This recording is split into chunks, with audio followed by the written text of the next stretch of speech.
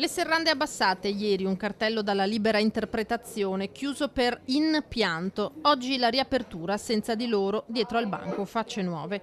A dicembre dell'anno scorso erano stati centinaia i trevigiani che avevano affollato Vicolo Barberia per chiedere che la storica osteria dalla Gigia non chiudesse, quando aveva iniziato a girare la voce che Sandro Valiera e Ovidio Gobbo, gestori dal 1982, volevano cedere l'attività per godersi finalmente la pensione. Ora, con poche parole e un post a tarda sera su Facebook, in sordina, con l'ironia e la discrezione di sempre, l'uscita di scena.